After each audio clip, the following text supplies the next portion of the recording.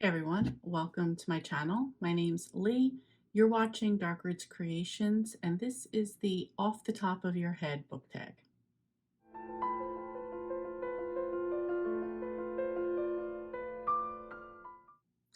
This tag is created by the Library Mouse. I will leave her channel in the description below. You should go check her out.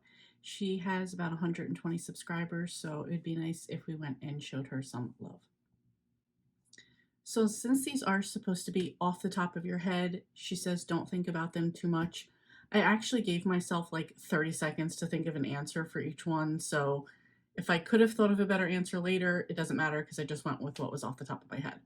So first question is, what was your favorite picture book as a child? This came to mind immediately were the Little Miss books, like Little Miss Sunshine, Little Miss Snobby, whatever they were. It was like a little round character who had like a little bit of decorations on, and it was just kind of like toward a characteristic, which is what the books were. I'm sure you guys know what I'm talking about. Anyway, I love those. Question 2. What series did you love as a child? You know I'm always going to say The Babysitter's Club by Anna Martin, but to give a secondary answer, which I thought of right away as well when I was like, oh, but I always give that answer, it's not that much more original, which would be Sweet Valley Twins and Sweet Valley High, which are both created by Francine Pascal. Number 3, what's the worst book you have ever read or tried to read?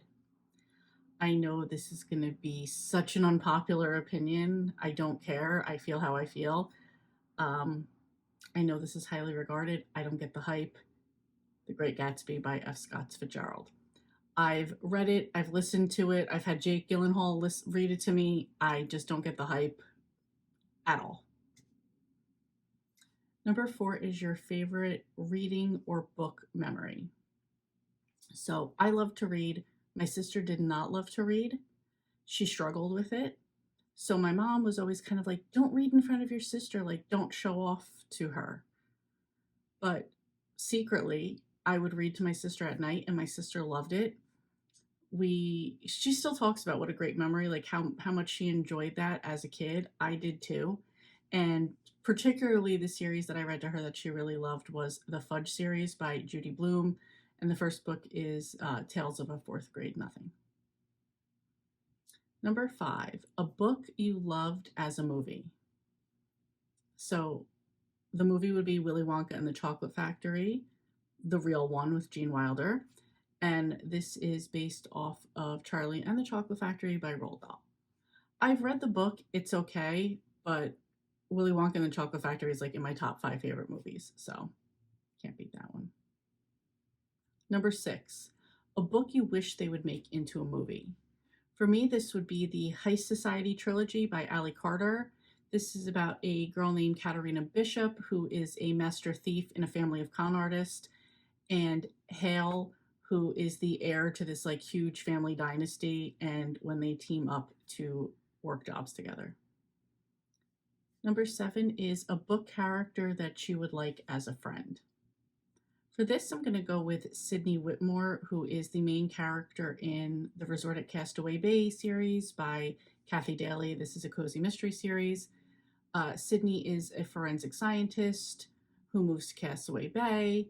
She works for the FBI. She also works for this billionaire, Ezra Reinhold, who likes to solve cold cases. So he's enlisted a team of people, like experts in a bunch of fields, to help him solve the cold cases. Sydney is on that team, and I enjoy the working on an FBI case, working on an Ezra case, as well as things that are going on around at the Bay. Number 8, a place you want to visit because of a book you read. For this, I would pick the Inn Boonesboro in Boonesboro, Maryland. This is part of the Inn Boonesboro trilogy by Nora Roberts. This is a real life. She wrote in the book about them restoring a hotel, which she was doing in real life. She was from that area. And in this, each one of the rooms are like themed after a couple, like Wesley and Buttercup, Elizabeth and Darcy, Nick and Nora. I forget who the other ones are, but like literature couples. So I just think that that would be really cool to go there, see what the rooms look like, just see the town. I know in the book she wrote about like a pizzeria. I know there's one down the street. There's a bookstore that I'm told she does frequent, and also they have like a lot of signed copies of stuff by her. So if you were a fan of Nora Roberts, this would be like a cool place to visit. Number 9, a nonfiction book that you would recommend. I would easily say Green Lights by Matthew McConaughey. It's a memoir. It's more reflections of life and very McConaughey-isms, if you will. Number 10, if you could hang out with an author all day, who would you pick and why? This would be Ellen Hildebrand, because I would want to go all over Nantucket with her, visit all the places she's put in the book, in all her books, like the Chicken Shack and all these other spots. I'd love to hear about like her, even though she's retired now, I would love to hear about her writing process, her running process, because she's a runner, and just like what life has been like living on Nantucket and just like that type of island life. It doesn't say to tag 3 people, but I'm going to because I kind of want to help get this tag out there a little bit more. So for this one, I'm going to tag Storm at Storm Reads.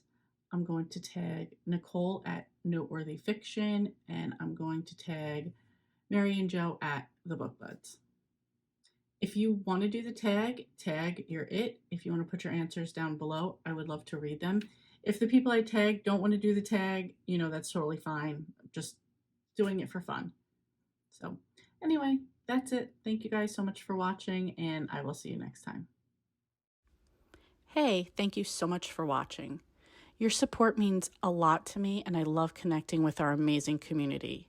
If you enjoy my content, please like and subscribe to stay updated with my latest videos. Thanks again, and I'll see you next time.